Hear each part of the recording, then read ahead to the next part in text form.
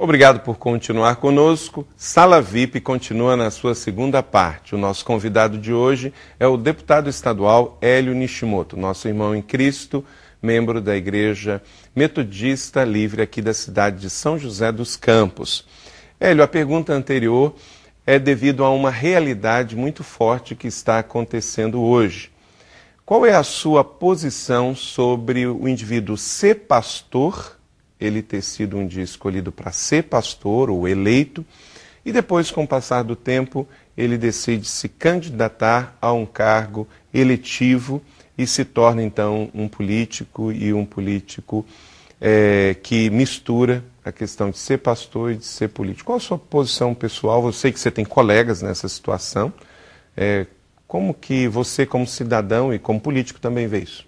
A minha posição, de forma simples, seria o seguinte. Eu acredito muito que Deus tem vocações que Ele dá para as pessoas.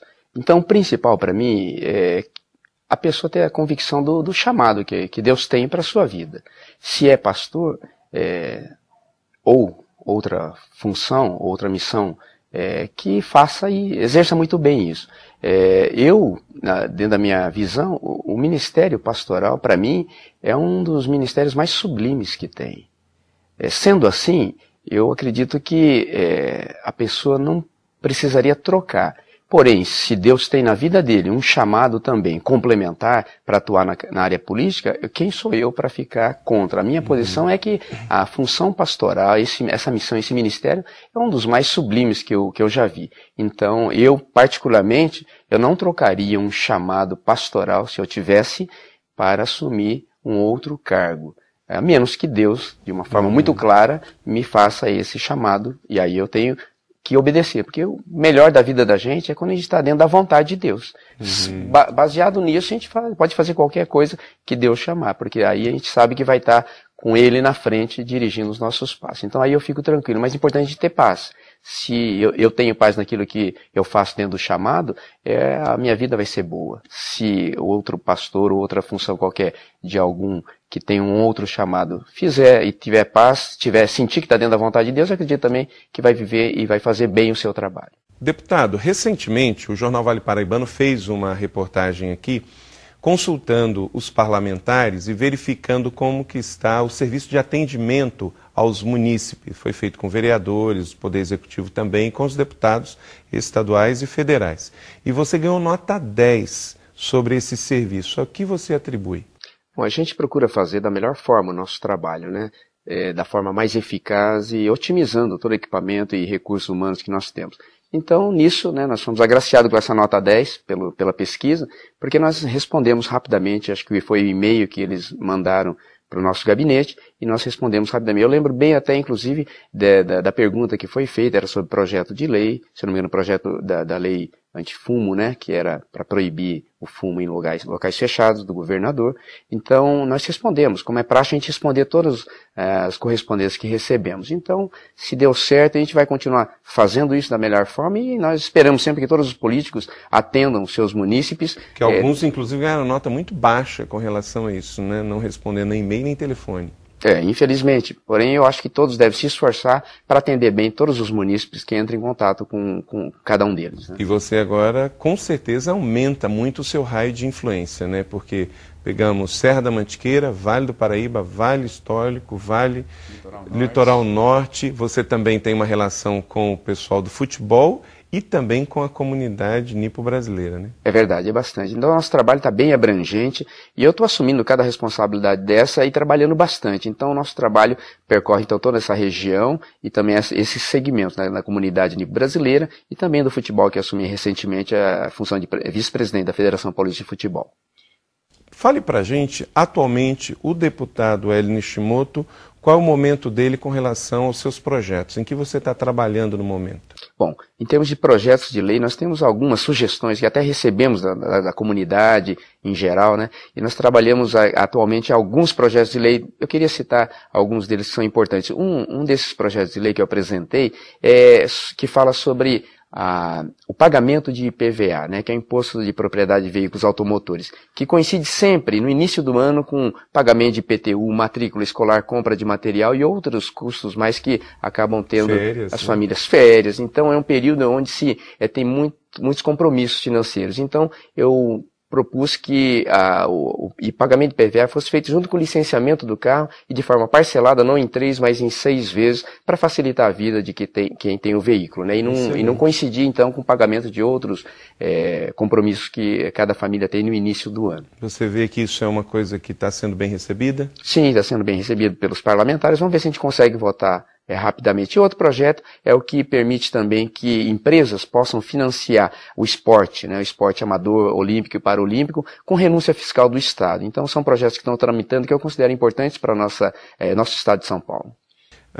Atualmente também a imprensa noticiou que o seu gabinete foi o que mais gastou nesses últimos meses. A que você atribui isso? Foi feito aí também uma enquete com alguns deputados estaduais e federais e o seu houve assim um destaque. O que aconteceu desses gastos elevados? Sim, houve alguns questionamentos sobre esse gasto no início do nosso mandato, agora que depois de 2 anos e meio que outros assumiram, né? É simples de explicar isso. Porque nós começamos nosso mandato agora, dia 5 de janeiro. Tivemos que montar a estrutura para poder atender, então, toda a demanda da população. Então, o local, aquisição de material gráfico, e todos esses materiais são pagos pela Assembleia Legislativa. Outros deputados assumiram há mais de 2 anos atrás. Então, naquela ocasião, todos eles gastaram para montar a estrutura de gabinete, tanto na Assembleia Legislativa como o escritório local em cada cidade. E nós fizemos isso agora, então por isso que é diferente o gasto que nós tivemos agora deles. Eles gastaram 2 anos e meio atrás, e nós gastamos agora. Então é por isso que de forma simples a gente pode explicar esse gasto a mais agora. Certo. Deixa uma palavra, deputado, como que as igrejas podem também ajudar sem se envolver na política partidária, sem aquela questão de pastor ou padre buscando o deputado para receber benefícios ou benesses, mas como que realmente, efetivamente, a igreja pode ajudar na sua ação social e política, sem ser política partidária, no cumprimento da missão e ajudar a cidade a ser uma cidade melhor?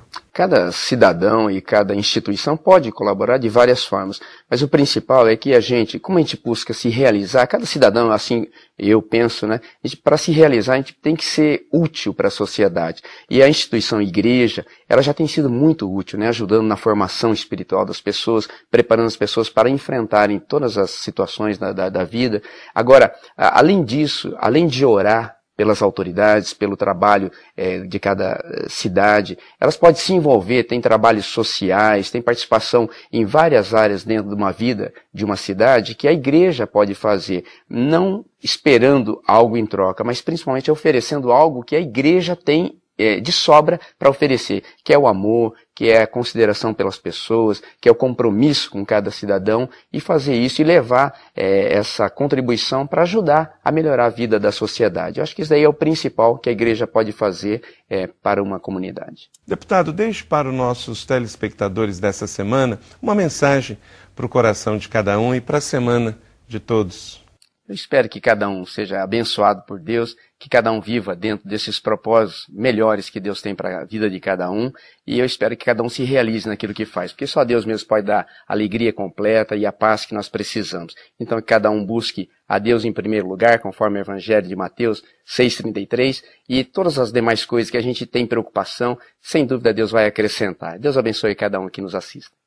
Muito obrigado, deputado. Que Deus abençoe a sua vida, o seu mandato, a sua equipe, sobretudo a sua família, e que você seja muito feliz e traga muitas alegrias para a nossa cidade e a nossa região. Amém.